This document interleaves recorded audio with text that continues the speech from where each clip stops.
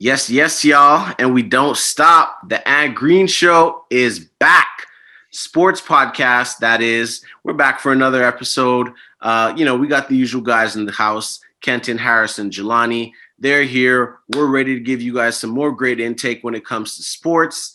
On today's episode, we're going to be going into, of course, in the NBA, a lot of big moves have been made at the NBA trade deadline and even after the trade deadline. So we're going to be getting into a little bit of trade talk, teams that have now picked on some new players that could now potentially make a deeper run going into the NBA playoffs, some of the winners, some of the losers, and then also looking at some early playoff predictions, seeing where people are going to start falling out to know what we're looking into the postseason.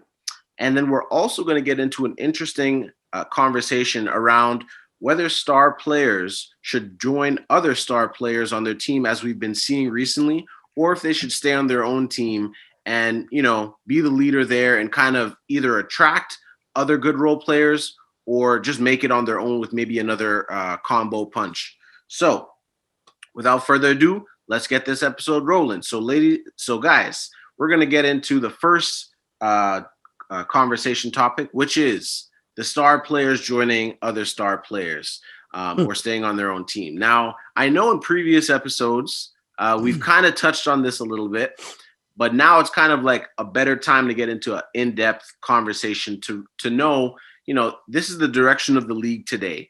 Big threes are a thing. Super teams are a thing. They've been a thing, but they're becoming more and more popular amongst some of the younger crowds. So I want to get your take on this. So maybe I'll start with Jelanie on this because I know you had some thoughts in some of the previous episodes. Where do you see things in terms of stars staying on their own team or joining other stars to make it competitive and, ultimately get a championship?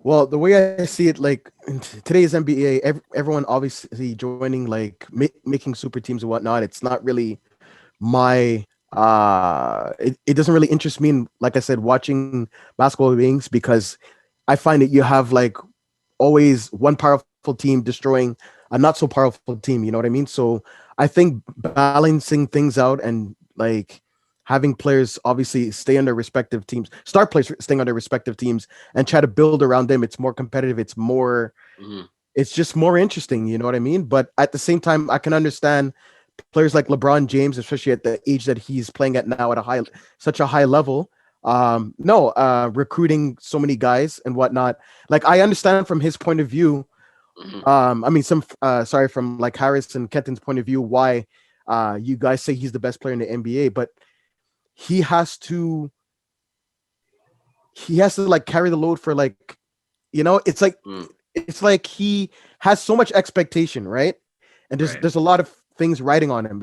Everyone says that he's the so-called GOAT and whatnot. So I can understand in a sense why he does what he does, but it's just the way he goes about it that, like I said, I don't really agree with. But if any one of us was in the NBA, I'm pretty sure we would be like recruiting players and whatnot, because at the end of the day, nobody wants to be paid like hundreds of millions of dollars, putting up 40 points, but yet sitting at the bottom of the Eastern or Western Conference. It just doesn't make any sense, right? So getting back to your question, I think super teams are understandable, but the team shouldn't be too powerful to the point where it's like it's not even enjoyable to watch. But that's just my opinion. So yeah, no, I hear what you're saying. Like you want to make for good entertainment, but you don't want to make for like kind of a team to just dominate and they're expected to win and then they go on and win and it's like everybody kind of knew it.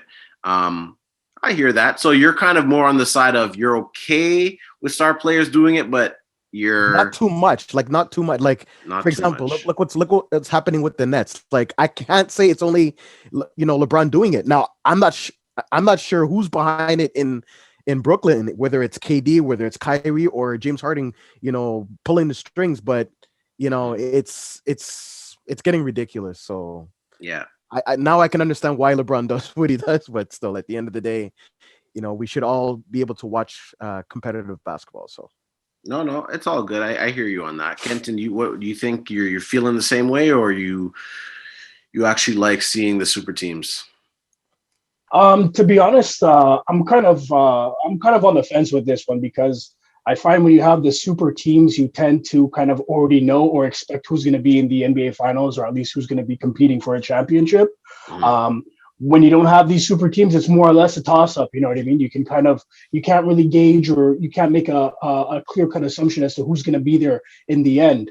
But I do think that it's good that the players are kind of taking control of the narrative, in a sense that they're going where they want to go. They're playing with they're playing with the teammates that they want to play with. Right. If you look back at, these things have been happening before. It's nothing new when we look back at the 80s. I mean, look at the Showtime Lakers that had Magic Johnson, James Worthy, and Kareem Abdul-Jabbar. That right there was a big three. So, I mean, the blueprint has already been laid out. The only difference between that Lakers team and what we're seeing today is that, they brought in Kareem Abdul-Jabbar. Bigger stars and bigger, more appeal. Exactly. It was more the GMs and people in the higher ups that were putting these teams together. Whereas now we're seeing players take control of their own destinies and going where they want to go, or forcing themselves to go where they want to go. And, in a situation like James Harden, for example. But I mean, like I said, it's fun to see. I like to see guys playing again, guys playing with guys that they want to play with. It's fun to see how certain teammates, build and get and kind of generate that chemistry. As they go along in the season. So as I said, I'm kind of on both sides. I can see the advantage on both ends. I do like to, I do like to be in the, I guess you can say, I do like to kind of wonder and not know who's going to be in the finals in March. You know what I mean? But at the same time, I like to see guys playing with each other. And if that's what they want to do, then all the power to the players. I think it's time that we're starting to see, especially in basketball, predominantly, we're starting to see a shift where the players are kind of taking control of what they want to do and where they want to play. Hopefully that trickles down into other sports, but I'm liking what I'm seeing from that perspective, and I hope it continues throughout the world of sports. Yeah, no, that's a good point. Harris, I know that we spoke about this in another episode, and you mentioned that you don't mind seeing it, but I don't know if maybe your thoughts have changed. Where do you see things? No, actually, yeah. So I like seeing it. I'm a big fan of the super teams and big threes coming together for it. I think it makes a great competition. Yeah, look at this season. Everyone's excited to see the Lakers and Nets get on it in the NBA Finals. The hype is there. The build-up is there. The storyline is set. Yeah, the storyline is set, and it's going to make for great elite basketball. And coming back to just a little bit earlier when you and Jelanie were talking, when you had KD and the Warriors run, I think they went like 16-1 or something in the playoffs, and they lost only one game. But to me, I enjoyed watching it, even though I wasn't a Warriors fan, and I wanted to see LeBron try beating them in the finals. Right. But it's cool to see a team dominating too, in my perspective, at that level. Everyone's having fun. They're just, NBA caliber teams are blowing them out of the water. And I don't know, I personally enjoy it. And ever since, I was going to touch, one of my points I was going to bring up was Kenton's to all the Showtime Lakers. They had a big three with Magic, Magic and Jabbar. So it's always been there. Yeah. I think just now you've got more top tier talent that's available to you. And that's why I think it's so scrutinized. But I also understand that these players, it's good for them to go and play where they want to play. Again, Jelanie said it too. If we played in the NBA, I'm sure us four would want to get together and play together, And it's just how the nature of the business goes. It's changed. Everyone's more friendship, and it's a brotherhood, and people want to get together and play. The whole build-up has been built as LeBron and AD versus KD and Kyrie, but at the end of the day, it's like all of them are all boys. They're all friends. Right. They want to win. It's competitive. So I do think I think it's great. I know from an NBA perspective, I think you guys would agree they don't maybe like it because some of these low market teams are never going to get a big three, really. When you think about it, what free agents want to go to Oklahoma? What free agents want to go to Cleveland, Detroit, and the list? There's a few destinations that I feel even with Toronto now, it's hard for them to keep star players because for example, Kawhi Leonard, he there was no reason for him not to re-sign. He would have had pretty much the same roster, and he chose to go home. So to touch on Kenton's point, players controlling the narrative, I guess in a sense it's good because he gets to go home. He gets to play with Paul George. He ended up trying to make a big three there. It's good for him. But I think a lot of fans and even the city of Toronto, the team, would have liked for him to re-sign. So in that situation, it's kind of like, well, he's trying to go build a big three on his own when he could have just stayed with the team, and that team most likely could have made it back to the finals. So I guess there's multiple ways to look at it, but I guess in the new NBA landscape that we're in, it's like you were saying, Harris, it's more people will accept it more often. It's more of the norm. So it's not going to be like these guys doing it and it sounds like, it's completely unfair, because you can get other teams to kind of counteract that. You know what I mean? For sure. And exactly what you said about Kawhi Leonard. At the end of the day, you can't blame him. I mean, again, if we played in the NBA and you played out in Phoenix and Montreal had a team and they wanted you to come home and play, like don't you wouldn't go back home to play. I mean, it's everyone's dream to play for their hometown at some point in their professional career. Right. So, but yeah, to sum it up, I'm a big fan of the super team era. I like it. I think especially when there's at least, there's always been a few, there's never one big super team, maybe two going at it at times. So I think it's great. I think it makes for great storylines, great playoffs, great finals. So yeah, if you ask me, I enjoy it. No doubt about it. That's good, man. And you know what? It does make for more entertaining basketball. Everybody likes to see the best guys compete, and sometimes getting super teams, it used to be like more in the 90s was more of like the tandems, right? The Stockton, Malone, the Kobe Shaqs, the Jordan Pippins. It's now evolved to a big three. And then I feel like Golden State really broke the door open in terms of super teams, because then that was like 4 Hall of Famers on your starting 5 and an all-star and potential Hall of Famer in Draymond, not to discredit him, but just to say in terms of his skill level compared to the rest of the starting lineup. I like it. It's a good thing to see. I do respect the players though, like the Bradley Beals, the Dame Dollas, making sure that they stick to building a culture and trying to do it themselves. But I mean, they end up being like, the Reggie Millers and the Karl Malones and the Patrick Ewings, which, you stay loyal to the team. You might risk a couple chips. You might risk not getting any chips.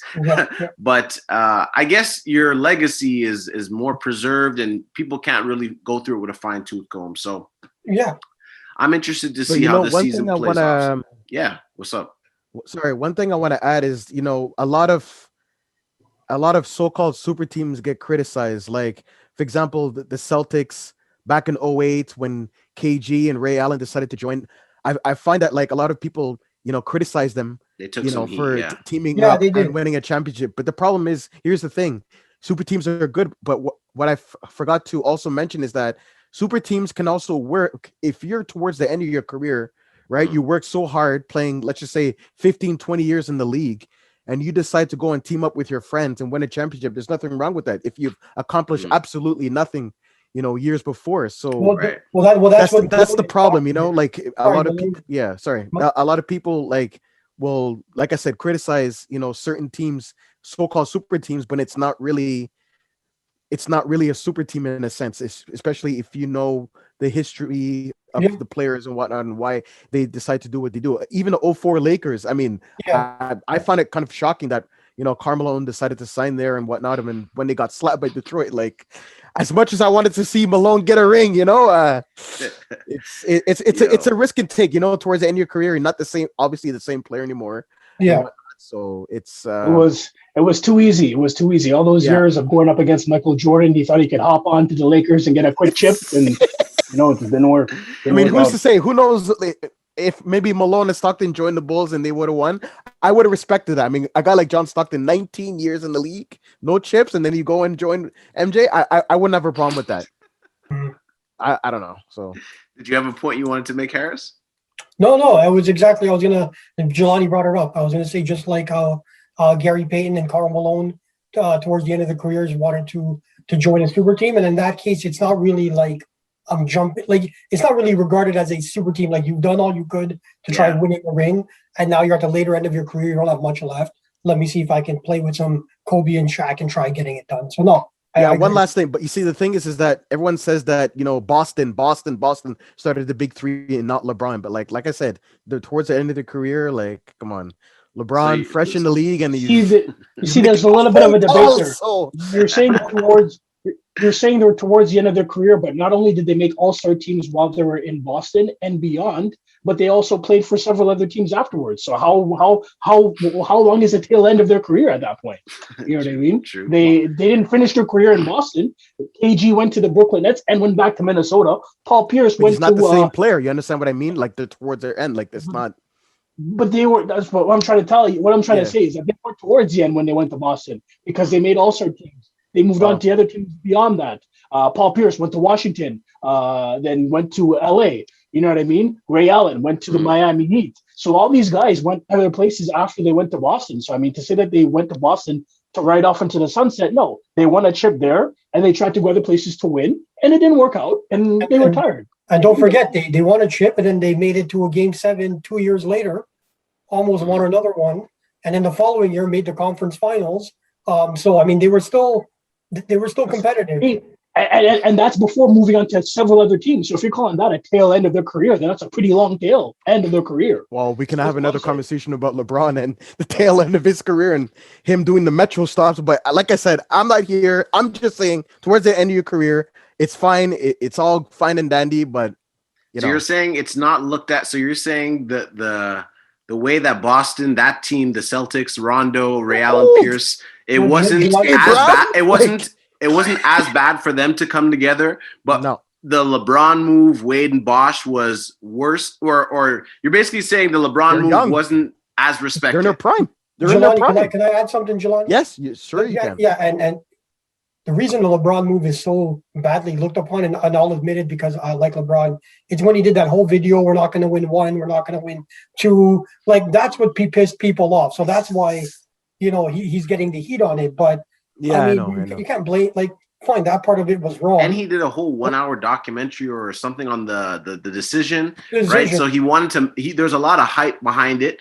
Yeah. You're right. They were in their prime, but it's like, Ray Allen, KG, and Rondo weren't scrubs. They were giving Kobe a run for his money, so. Of course. LeBron ain't no scrub. There's no scrub. I think the difference is that LeBron James, since Michael Jordan, Kobe for a period of time, LeBron James has been, for the better part of his career, he's been the face of the league.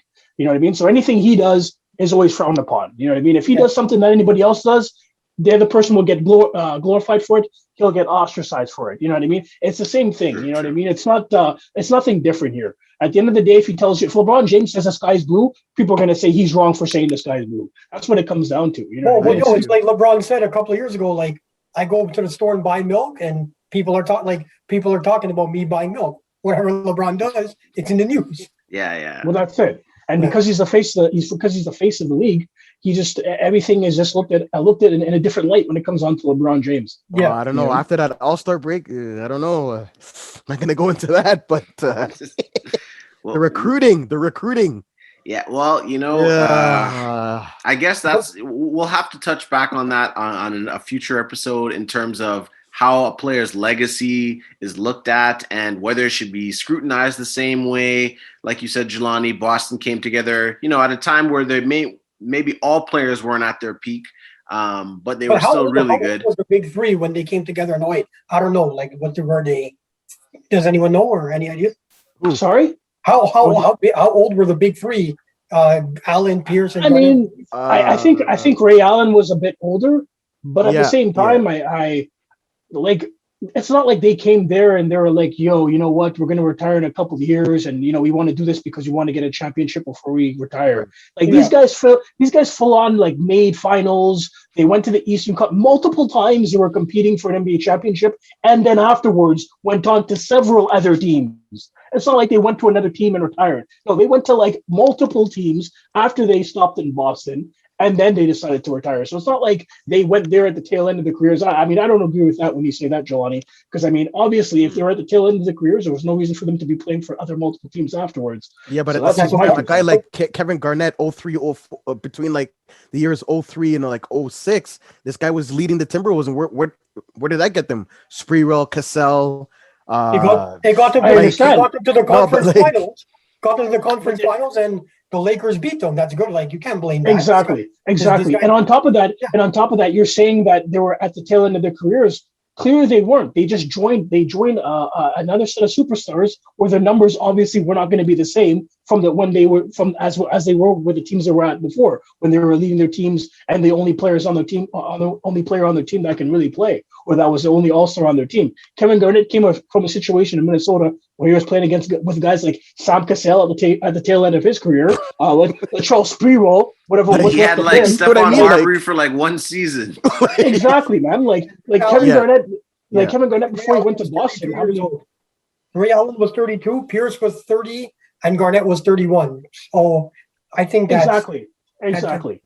I mean, they're not but in you their can't 40s. criticize. But I don't know. It's a different. You're saying it's different. What they did but- versus what LeBron did is it's not the same. No matter is what The you're thing saying. is, LeBron did it multiple times. He did it in Miami, went to Cleveland, did it in Cleveland again.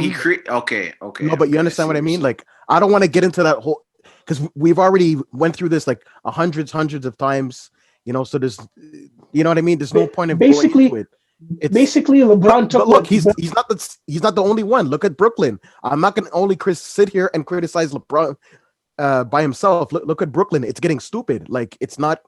I mean, Aldridge is garbage in my opinion. So him going there is not really going to Aldridge make is not garbage. I don't know why people look down on this guy. Okay, but we're you talking know- about like star players, staying on their teams.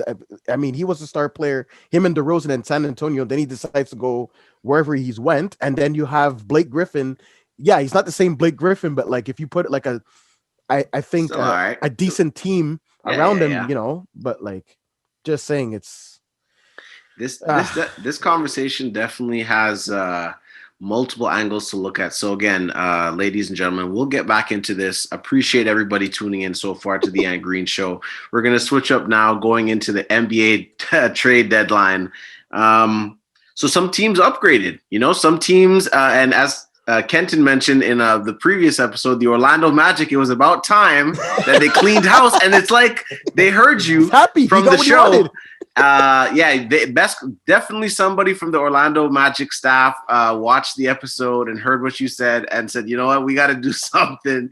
But they definitely retooled. So Kenton, I guess I'll start with you on this one. There were some teams that really did well. They're ready for a chip. There's other teams that can make a deep playoff run. And then you could also tie that into what the playoff prediction would be. So let me hear what you think about the NBA trade deadline. Well, I think definitely if you look at the winners of the trade deadline, first and foremost, I thought the Denver Nuggets made a pretty good deal getting Aaron Gordon. They pretty much added another long defender who can pretty much defend the 1 through the 5. He's a great defender. He's a good handle over the ball. So it kind of gives him that extra ball handler outside of Jokic that can actually distribute the ball from a big man standpoint. So I think they definitely they were winners of the trade deadline. I also like what Chicago did. It might not pay off this year, but I think they've put the right pieces in place to be successful going forward. Vucevic, they picked up Vucevic and I believe Trent Brown, a couple other pieces in there. But I like what they did. You can tell that they were actually, they're trying to make moves to be competitive and actually get into the playoffs, which I like to see. It's been a while since we've seen the Chicago Bulls in the playoffs, and I'm hoping that they can make it in, because I think if they do make it in, they could potentially make some noise. I mean, they're not going to the NBA Finals. Let's keep it real, but I think they can definitely compete with with the Brooklyns and the Philadelphias of the world. So I'm glad to see. I'm glad to see that they were being proactive during the trade deadline to improve. As far as losers of the trade deadline, I'd have to definitely put the Houston Rockets at number one. I mean, they pretty much gave up Victor Oladipo for a bag of potato chips, if you look at the trade. You know what I mean? Yeah, point blank, they gave up Lay's Victor potato chips, Oladipo. by the way. They got Victor Oladipo via trade, and then they traded Oladipo to Miami for basically nothing. So I mean, I don't know what's going on in Houston. They started the season off with the whole James Harden drama there, and it seems like they haven't really made any steps to improve since. It just seems like they're getting worse. Guys don't even want to play there anymore. Look at PJ Tucker; he's gone. He left. He didn't want to play there anymore. Victor Oladipo made a stop. I don't know. He used the bathroom and left. They got rid of Boogie. Boogie was playing with them, and they had him on a 10-day or something like that, and they paid him. Apparently, they paid Boogie his what he was supposed to get for the full remaining length of his contract, which was like $1 or $2 million, just to get rid of him. Like, I don't know why. Like, what culture? I mean, yeah, Houston, it's not looking good in H-Town right now. Yeah, I don't know. I mean, say what you want about that whole James Harden era. They were catering to James Harden and doing what you're starting to hear things, or you were starting to hear things coming out saying like he pretty much ran the franchise and they were pretty much doing what he wanted. But I mean, during his tenure in Houston, I mean, they're a relatively competitive team. Now you're looking at the Houston Rockets and you're wondering, well, where are they going to be the next 4 or 5 years? Sure, if they have a good, I don't know what the draft pick capital is like, but I mean, at this point, it's like they can't even keep the players that they have or the ones that they're acquiring. So, I mean, I don't know what's going to happen with them. So I definitely feel like they're the losers of the trade deadline. And yeah, but I mean, Harris, what do you think? What are your thoughts on the trade deadline? Who do you think are the winners and losers? Yeah, you essentially nailed it with the Denver. So I won't go. I mean, I thought they were the winners, so I'm not going to go elaborate too much on that. But I think another team that I thought did really well was Miami Heat. Getting Oladipo, like for the bag potato chips, like you said. And in addition, they got rid of Leonard and then brought in Trevor Ariza. So I think, Ariza, of course, later on towards his tail end of his career, but this guy can still give you some good deep perimeter defense, can rebound the ball for you. So he'll be an impactful player, in my opinion. So I thought they made some good pickups. And there's that other guy Miami got too, that shooter. I don't know how you pronounce his last name. Bajistria, or do you guys know what I'm talking about? That on Heat? Yeah, Naaman Nemanja Bajilia or something. They brought in some shooting. Bielitsa? Bielitsa, yeah. Bielitsa, yeah. Sorry, yeah. So they brought in some shooting there. So I thought Miami, Pat Riley was very active at the trade deadline. So I think that was my clear-cut winner. Aside from Denver, was Miami. Mm-hmm. And the loser was the Houston Rockets for sure. I read something earlier today when I was getting ready for this segment that the Rockets traded away James Harden and Russell Westbrook, and in exchange got Kelly Olynyk, John Paul, and Avery Bradley, and 5 first rounders, and the majority of them which are probably not going to convey into picks. So I don't know what's going on in Houston. And then they also dumped PJ Tucker. So I think it's, and like you said, Boogie Cousins too. So I think Houston's just gone into a tailspin. It's kind of crazy how things change quickly. Less than 3 years ago, Houston was in a Game 7 to go to the finals. Conference finals. 5 wins away from the chip, 1 win away from the NBA finals, and now you look and they just were on a 22-game losing streak. So to sum it up, Houston's my big loser for the trade deadline. Yep. And my winners are Denver and Miami. For the winners were most productive. Excited to see Miami. I think at the beginning, our first or second episode, we were talking about their slow start a little bit, but they picked it up. They're playing well. Yep. And again, once the playoffs start, I think a lot of what they built last year in the bubble can translate into the playoffs. What about you, Jelanie? What do you think of the trade deadline? Well, I agree with Kenton in a sense. I like the Bulls getting obviously Vucevic, and the Nuggets getting Aaron Gordon. Those are my big winners there. Especially the Nuggets last year. They needed I believe extra scoring and a extra versatile scoring. Big, Exactly. So especially with Jokic playing the way he's playing this year, I had a guy like Aaron Gordon that should get the Nuggets somewhat in competition with the Jazz, Clippers, and Lakers, vying for that final spot. Sorry, in the East, the Magic getting 5 first-round picks. It's just like, OKC racking up draft picks. I think they're the big winners, as much as Kenton was trashing them a couple episodes ago. But Orlando's obviously rebuilding, so I think they're gonna be fine and whatnot. My biggest loser was obviously the Clippers. Getting Rondo, I didn't really like that move in a sense. Like I said, they needed a legit starting point guard, and Rondo's not really that scoring type point guard that they need. They don't need a scorer though. Rondo can make things happen now. Yeah, but I find they're in trouble. I find the Clippers are in trouble, especially like I said, in I believe a couple episodes, I said that Kawhi's in the last year of his contract, so I don't know what's gonna happen if they don't get to the finals. Maybe he's gonna pull a LeBron and call a National Guard and run out of town. But I don't know. So like I said, that's my biggest loser for the trade deadline. And one pick I didn't really like was trade was the Celtics getting Fournier. I mean, yeah, it's gonna give them extra scoring, but they need a big man. They need a big man. They don't have a big man. Yeah. So that's also my one of my biggest losers. So Jelanie, you mentioned the Rondo situation. I know the Clippers were also looking at getting Lonzo Ball. Would you have been happier to see Lonzo get to LA? Or would you? You've already told me that you don't like Rondo. But would you have preferred Lonzo? Yes, for the simple fact that he's obviously younger. You could definitely build around him in case anything happens and whatnot. You can't build around a guy like Rondo. Rondo's right now at the stage of his career, 35, 36. It's all about championships, right? So you got to think of the future, not only the present. So a guy like Lonzo, that would have been great for them. He can obviously shoot. He can defend. Yeah. So, but again, I believe the Clippers are strapped with in the salary cap, so it probably would have been possible. But I just think they're in trouble. They're not going to really go far this year, especially a team like Denver and whatnot. They're set, So no, I hear you, man. It's going to be difficult in the West to get out of the West this year. The West and the East, both conferences have really raised the bar, in my opinion. Definitely the West this year makes the most noise with both teams in LA, teams like the Suns, teams like the Jazz. They're looking to really make things hard. In terms of like playoff predictions, guys, just if you want to quickly touch on it, like who you think will at least make the top 8 spots, maybe even just the top 5, but at least make the playoff spots that are allocated and not the play-in tournament. So which teams do you see making at least those playoff spots? So maybe Jelanie, I'll just go back to you and see if you got your top 8.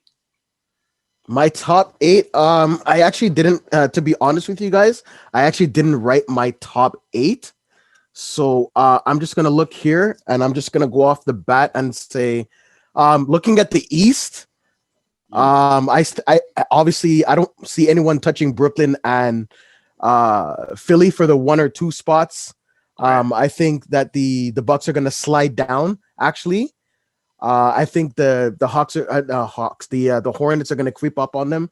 So I have the Nets, Sixers, Hornets, Bucks, and I'm going to say it's a toss up for that 5th spot between the Heat and the Hawks. So I'm going to throw those 2 in there. Okay. I think the Knicks are going to make it, and I think Boston will fall out, and I think Indiana will make it for the East. Oh. Yeah. Okay. All right. Cool. So I got you down here for that, and we'll follow up and see how that plays out. Interesting to hear that the Knicks will grab the spot, and Brad Stevens and the Boston boys are not going to see the postseason, which is something that Boston teams don't normally do. But maybe Harris, what do you think in terms of the top 8? Do you see that the same way? So for the top 8, I think the way the East is set, it's going to play out as it is, with the only thing lingering is the 8th spot. And you're going to have the 7 to 10 play-in tournament. And I think when that happens, I think the Bulls, because keep in mind, the play-in tournament happens, you got to win 1 or 2 games to leapfrog into that 8th spot. Right. So I think actually the Bulls are going to get that 8th spot, and Boston's going to be left out of it. Other than that, I think from 7th to up, like the Knicks, the Heat, the Hawks, they're all going to be making it. It's really between the Pacers, the Bulls, and the Celtics, the 8, 9, and 10, that it's going to get a problem. So yeah, I think my top 8 just has the Celtics in there right now. But then when the play-in happens, we're going to get the Bulls in there. And then for the Western Conference, I like the way it is right now. I think even with the schedule that the Grizzlies have ahead, because I was looking at their schedule earlier, and they had some tough road games at Milwaukee, at Philly, at the Clippers, at the Knicks. So I don't think that's going to be happening. And with the Warriors banged up with injury and Curry being inconsistent, and what happened yesterday, I think they lost by 50 or something to the Raptors. I think the Spurs are going to make that 8 spot. So everything you see in the West has already been decided. I think nothing's going to change there, in my opinion. I'd like to hear from Kenton, because I know he was talking about the Bulls too earlier, and perhaps they can make that playoff push. So Kenton, do you think they can squeeze into that 8 spot with the play-in tournament, or? Yeah, honestly, I really feel like the Bulls can squeeze in if they get a chance where it comes down to one game. I think they can definitely get into that last and final spot to get into the playoffs in the East. Aside from that, I'm kind of on the same. I'm on the same wavelength as the rest of you guys. I kind of see it playing out the way it is, and perhaps Chicago Bulls just squeaking in and getting that play-in spot at number 8. As far as the West goes, same thing over on that side. I think it's pretty much already been decided. It just comes down to that 8 spot. And hopefully, I hope that the Golden State Warriors can squeeze in, because it'd be nice to see the Warriors back in the playoffs. Get those young guys chemistry and experience. Yeah, exactly. Going back to seeing the Warriors in the playoffs without Kevin Durant. So I mean, it'd be fun to see them and to see what kind of damage they can do. Maybe maybe not against the Lakers, depending on what the health situation is with the Lakers come playoffs. Who knows? You know what I mean? Or there'll be a LeBron, or there'll be AD. You know what I mean? These things are still left to be answered. But I mean, if they can, somehow get into that 8 spot, who knows? But perhaps they can creep up on the Clippers or the Nuggets, or you know what I mean. Well, if they do get into the 8th, and I don't know, like I said, I don't see Utah Jazz finishing out the season on the top. But if they end up playing the Utah Jazz, they could pull off an upset and beat the Jazz. That's definitely within the realm of possibilities. So it should be interesting to see how this plays out. Mm-hmm. They've already beaten the Jazz as well. And just to touch a quick point on Kenton's Warriors thing, I think everyone's really excited next season when Clay's back. Like the Warriors going to go from here to up there, getting that big 3 with Draymond, Clay, and stuff back. It's going to be a lot of fun next year as well.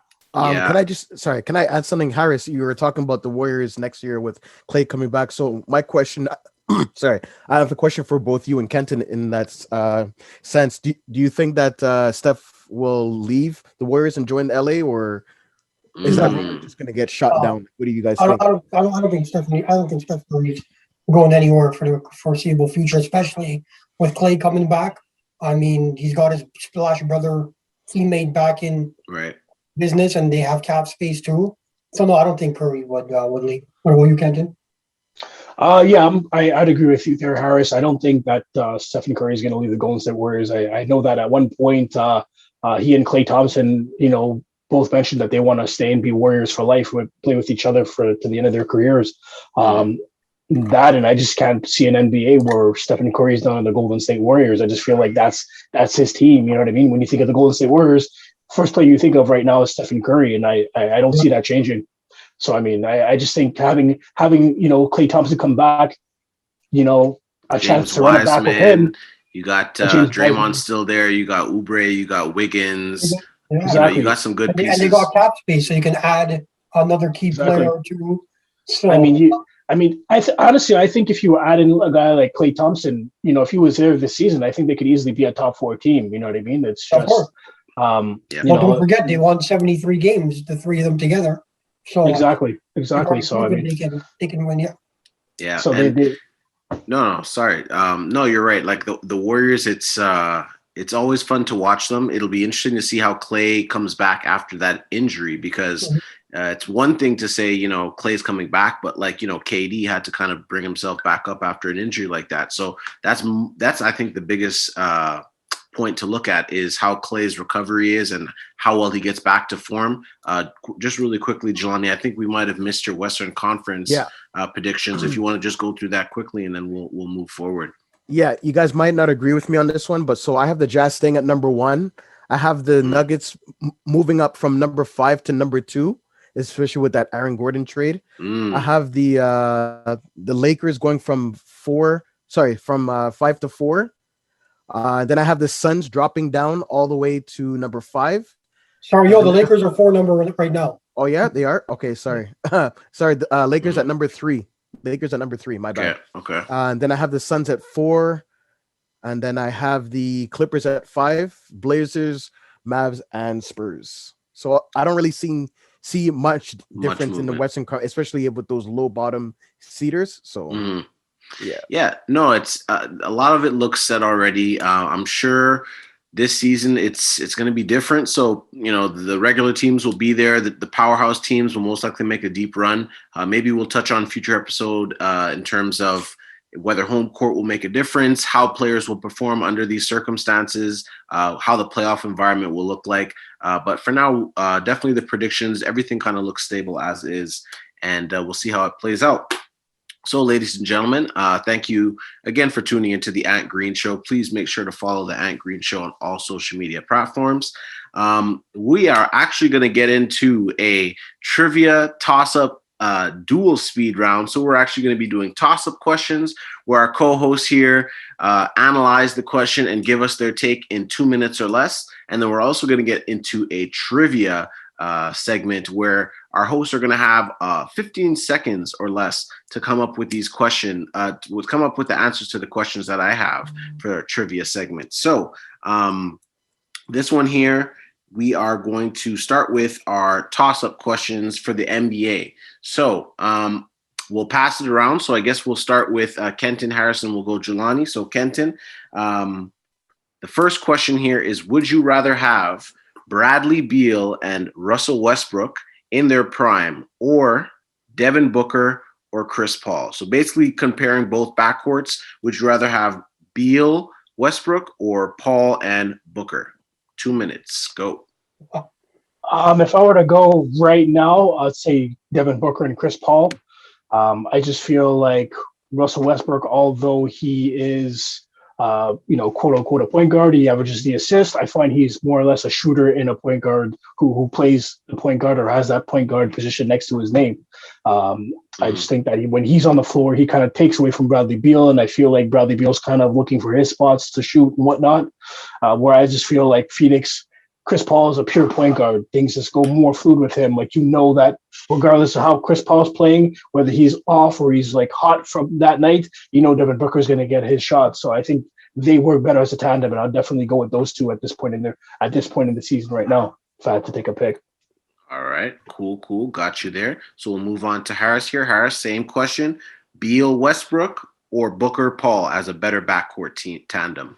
Go. Yeah, my prime, if I had to pick, hands down, taking Booker and Paul. Yeah, prime or now, either or. Yeah, I'm taking Devin Booker and Chris Paul, mainly for that reason. Chris Paul's a true point guard. This guy not only can run and dictate a game for you, he facilitates it for you, gets you the ball where you want it to be to make it easier for you to score. So with that in mind, he's setting the Booker, getting it into his sweet spots to score the ball. And with Westbrook and Beal, the only reason, of course, Westbrook is, he's a great player, but I'm just triple double. Can't knock it. Yeah, no, I just think he's not pass first. I know he averages 10 assists, but when you have the ball in your hands, as much as he does, you can get 10 assists. But he's just always looking to push the rock, go drive to the basket, put up a quick shot. And I think him and Beal don't really complement each other, and it's kind of seeing like that right now, the way it's going down. So no question about it. If I had to pick today, I am taking Chris Paul and I'm taking Devin Booker as my tandem. All right, cool. I got you down for that. And now, Jelanie, we'll swing over to you. Same question, and you'll end off this toss-up speed round. Bradley Beal, Westbrook, or Chris Paul, Devin Booker?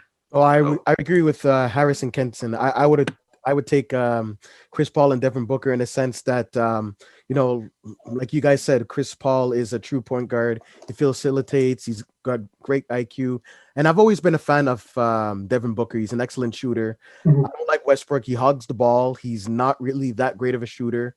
Yeah. So, when he come down to it, those two in their prime, I'm taking those two. Hands down. Okay, all right. So now it's true. Chris Paul is definitely a true point guard. Westbrook is putting up crazy numbers, doesn't always result in wins. So I think that's the difference. And Chris Paul effect has really made a lasting effect in the NBA. His career seems to get better and better as time goes on. So can't knock that, can't knock those picks, guys. All right, so we're going to swing this back around, go Jelanie, Harris, Kenton. Next question. So Jelanie, you're going to go first with this one. So you have 2 minutes. What is the best NBA player, the best NBA player career that was ruined by injuries? So I'll try to just specify before we start the timer. So an NBA player that basically had the best potential, but their career was ruined by injuries. So I'll let you go on into that. 2 minutes and starting now. The only player I think I could think of right now off the top of my head is Brandon Roy. He was a great player, but it's a shame what happened to him with injuries and whatnot. But I think he could have been a serviceable player on many teams, not just Portland. So I'm gonna go with Brandon Roy.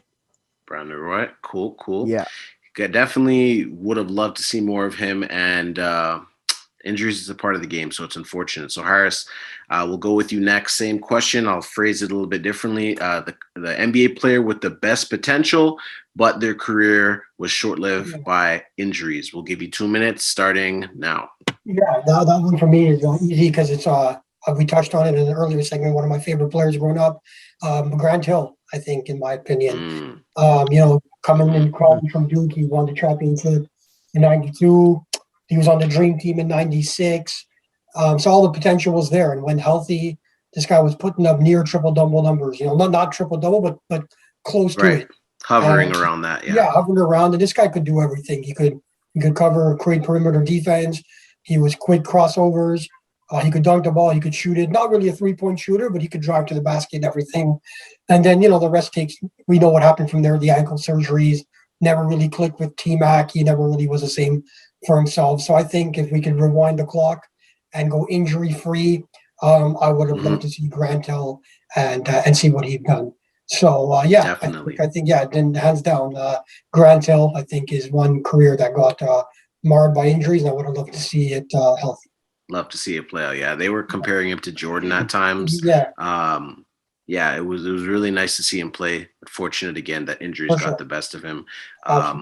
We'll finish off here with Kenton. So Kenton, for this toss-up question, as everybody has already understood, which player do you feel had the best potential, but their career was derailed by injuries? Absolutely, yeah. Initially, I was going to say Brandon Roy, and then Jelanie took him, and then I was going to say Grant Hill after that, and then Harris took Grant Hill. So definitely, if I'm going to think of somebody, I definitely have to say one person that sticks out in my mind is Greg Odin. If you look at him before the injury started to take place, I mean, he was a number 1 overall pick. People can say, there's arguments out there that he's a draft bust, but at the same time, I think we lost. Hello? Yeah, Hello? Yeah, you're back. Sorry, you were saying Greg Oden? Yeah, I was saying Greg Oden, and initially people were saying that he was a bust. People consider him a bust, but at the same time, they have to look at the injuries as well. I mean, considering he got picked number 1 ahead of Kevin Durant, I mean, he obviously had great potential coming out of college, and he dominated the college game. I mean, he was a man amongst the boys during his college years. And who knows what kind of potential he would have had if it weren't for the injuries. So, I definitely, outside of those two that were previously mentioned, definitely he sticks out in my mind as somebody as a big what if, Yep. I definitely agree. Throw Greg Oden up there. Good question. Yeah, it's hard. That's a good question, genre. It's interesting to look at it, man, because injuries are a part of the game. Greg Oden, all these guys you're saying, Greg Oden especially as a big man, it's hard. Big men are hard to come around. You might get your swing guards, you might get your 6'5", 6'8", wing forwards, but a big guy that comes around like that, you may not see them again for another 5 to 10 years. So. I think another honorable mention was Yao Ming. Yeah. Yao Ming could have really been a dominant force, and definitely Definitely, I think Yao Ming could be in the conversation, but I think the injuries have definitely affected his longevity. But while he played, he was still an effective player, and you saw the potential. The perennial all stars. Yep. You know what I mean, the superstardom, him versus Shaq. So I definitely saw you saw what Yao Ming. You saw Yao Ming at his best, but the thing is that his best was cut short by injuries. But I mean, I feel like guys like Brandon Roy, you never saw him at his best because every time you felt like he was getting in the conversation as one of the top 3 guys in the league, he would have an injury that would set him back. Same thing with Grant Hill. He came into the league, as Harris said, people were touting him the next Michael Jordan, and then as soon as he got into the league, the injuries started piling up. So definitely, I agree with Jelanie in the sense that Yao Ming could definitely be put in this list, but I feel like at the same time, people will think back at Yao Ming and say, you know what, we saw what he was, we saw what the potential and what he. Oh, yeah, I think we lost Kenton. All right. Once he comes back, we'll I'm gonna just take note of the time here. Yo, Kenton, you there? Yeah, hello? Yeah, sorry, you froze for a second. Just as you were saying, we saw what Yao Ming. So if you want to just finish that off, and then I'll get to the last question and then the trivia. So yeah, basically we saw what Yao Ming was. We saw him in his prime. We saw his potential. We saw him at his peak. It's just that it was cut short. The longevity of it was cut short by injuries. Is basically what I'm saying. Yeah, absolutely. It was really fun to watch him versus Shaq. Those were some really good games. I think they had some Christmas games, some big games, and that was fun to watch. So the last toss-up trivia. So we're going to go Kenton, Harris, Jelanie. I kind of like the flow of it. Everyone's kind of getting their answers out. Last toss-up question. Would you rather have, as a coach, GM, the 73-9 Warriors or the 72-10 Bulls? So, Kenton, we're going to start with you first. 73-9 Warriors or 72-10 Bulls, starting now? Well, again, this question, I think it really relies heavily on which era we're choosing these teams. If we're looking at today's NBA, you might have gone with a team like the Warriors because they're just, they can shoot the lights out. You know what I mean? And that's basically what the NBA has come to right now. Everyone's shooting the 3. But if you're going back into the 90s, then you got to go with Jordan and the Bulls because, Dennis Rodman, Scottie Pippen, Michael Jordan, Ron Harper, Luke Longley, these guys, they couldn't be messed with, man. They had the grit and the grind. You know what I mean? They had everything. And they had in a 7-game series, you just take their best era. I know it's hard to say, but prime 73-9, you find a way to just get them from their era playing how they're playing. Same thing with the Bulls. Who are you going with? I'm gonna go with the Bulls just because I don't see there's nobody on the Warriors that can put up that fight against Michael Jordan, man. There's no one that's I was surprised. Okay. All right, cool. Now that's all good. Harris, we'll swing it over to you. 73-9 Warriors, 72-10 Bulls. Yeah, 72-10 Bulls. I've always had the argument for fun with friends that if they played each other, who would win? Listen, when you got a team with Michael Jordan on it, you're always going to have the best shot. And just aside from that, you're going to have Scottie Pippen. He's going to be locking down Klay Thompson. Jordan can even guard Curry. And Rodman can out-rebound Draymond. So hands down, if I was a GM in today's game and they said you wanted to, pick the 72-10 Bulls to drop your team or the 73-9 Warriors, I'm going to take the Bulls, man. I'm going to take the 72-10 Bulls, and I think that would be a clear point winner, man. They were just dominant at a level we haven't seen yet. Haven't seen in a while. Surprised to hear this, guys. Especially knowing that the 73-9 Warriors technically broke their record, won the champion. Oh no, they didn't win. That was the difference. Pippen said it best. They came without the ring. They came out without the ring. Yes. All right. And don't forget who stopped them. Jelanie, who stopped them? Who say it? Say it. So, down 3-1. That is a whole other toss-up, but that was probably one of the best NBA finals we've witnessed, and we all know who the gentleman is we're discussing, but we'll let Jelanie now answer this question so he can get his take. Jelanie, the 73-9 Warriors or the 72-10 Bulls, 7-game series. Go. 7-game series, I'm going to take the Bulls for one primary reason. The role players on that Bulls team played their role. You can't mess with that team like Kenton said. but it would have been interesting to see Rodman versus Green, especially how the physicality in that sense. That would have been funny. I would have loved to see Pippen guarding Durant and Harper guarding Curry. So it would have been an interesting matchup. But in the 7-game series, I'm going to go the 1, 2, 3, 4-game sweep for the Chicago Bulls. 4-game sweep. Wow, that's I don't even doubt it. Honestly, I really don't. Yeah, it's the Bulls would just outbully them. It's not even the same, man. It's I don't know. The Bulls were just man. The Bulls they had it all. They were just bullies. No, it would have would have been interesting to see. That's one for the books for sure. So, ladies and gentlemen, we are now gonna get into our last segment of the toss-up speed round, which is now the trivia round. So we're gonna have 15 seconds. So how it's gonna work, guys? I'm gonna have a timer here for 15 seconds. I'm gonna let you guys think of the answers. I'm going to respect that you guys just try to think about this, and let's not try to use the internet. Let's see what you guys know. This is just pure facts. So no harm, no foul. It's trivia. If you get it, you get it. If you don't, hey, try again next time. All right. So for the first NBA trivia question, which player holds the all-time the highest all-time three-point percentage? Is it JJ Redick, Steve Kerr, or Kyle Korver? So JJ Redick, Steve Kerr, Kyle Korver for the all-time three-point percentage leader. 15 seconds starting. Do you have a quick question? No, I was going to answer. My bad. Okay, so I'm going to give you guys 15 seconds. After the 15 seconds are done, we're going to go around and see what you guys' answers are. And then I'll tell you what's right. All right? So 15 seconds starting now. All-time three-point percentage leader, JJ Redick, Steve Kerr, or Kyle Korver. Yes, people forget, three-point percentage all-time. All right, 15 seconds is up. We're going to start with Jelanie first. Jelanie, who's your pick? I'm going with Steve Kerr. Steve Kerr. Harris, your pick? Steve Kerr.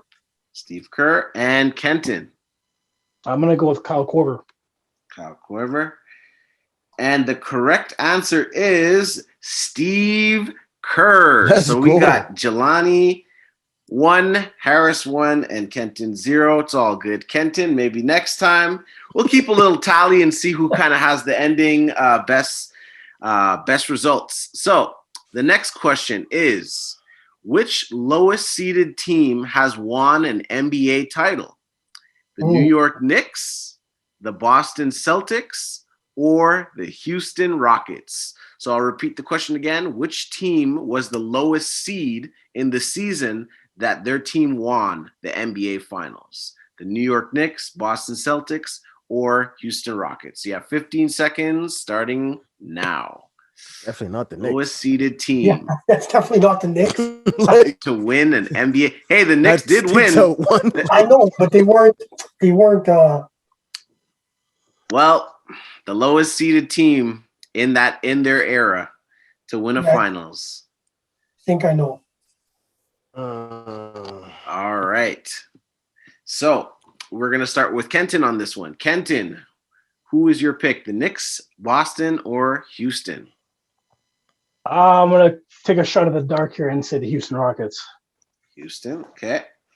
Harris, your pick? Yeah, I'm going to go with Houston. I'm going to go with Houston too. Houston, okay. And Jelanie, your pick? Houston.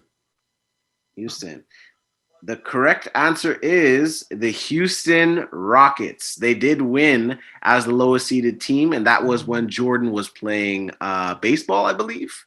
But yes, I think they were like 5th seed, something like that. Yeah, they were the lowest seeded team to ever win an NBA title. So, that's a good question. Yeah, you guys got all that. So we have Kenton at 1, Harris at 2, and Jelanie at 2. So we have a tiebreaker right now. So we'll see who comes home with it, or if it'll be a two-way tie, or if Kenton can get in this and maybe you guys get the wrong answer. Who knows? So the last question, and this one might be an easy one. Well, we'll see. Which player holds the most career playoff points? Kareem Abdul-Jabbar, Michael Jordan, or LeBron James? So most career playoff points. 15 seconds starting now. Most career playoff points, guys. So Kareem Abdul-Jabbar, you know him. MJ, we know that bad mother sucker. And LBJ, three-letter gang, but he has done damage. The bum. Playoff points. Playoff points, not regular season, just playoff points. All right, 15 seconds is up. We're going to start with Jelanie on this one. Jelanie, who do you got? Kareem, MJ, or LBJ? I'm going with the bum. The LBJ. Bum. And are you referring to LeBron as the bum? Oh, definitely. I ain't talking about Jabbar. You would have slapped me if I said that. Okay, so we got LeBron for one. Harris will go for you. Who do you got? Honestly, I'm just going to have to guess it, but I'm just going to say based on LeBron going 8 straight finals and all those years he's put in, I'm going to say LeBron. Yeah, I'm going to say LeBron. Okay. Yeah, I don't, I'm freestyling it, yeah. All right, we got LeBron on that. And Kenton, we'll finish off with you. Michael Jordan, Kareem, or LeBron? I'm pretty sure it's LeBron, and it's not even close if I'm not mistaken. All right, and the correct answer is LeBron James. He has right now currently the most career playoff points. So Harris, you were right in saying that because of his multiple finals appearances. Yeah. Actually, I'm going to look it up after. I want to know who's in second then. Absolutely, check it out and see. But right now, as much as Jelanie refers to him as the bum, he beat out Michael Jordan and Kareem Abdul-Jabbar for the most career playoff points. Maybe not the most championships. Came out of high school.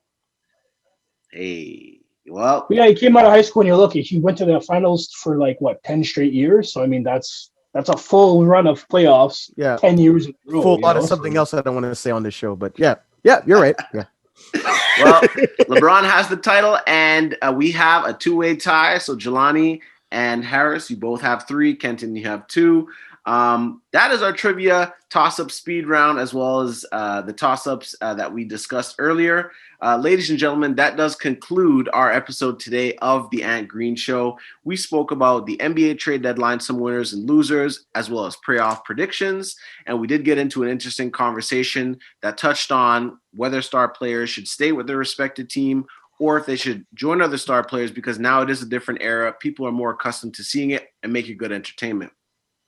I'd like to thank all the co-hosts today. Please make sure to follow The Ant Green Show at The Ant Green Show on all social media platforms, and please subscribe to the YouTube channel. Thank you so much for tuning in. We are looking forward to seeing you again for another episode. Stay blessed. Thanks for now. Peace.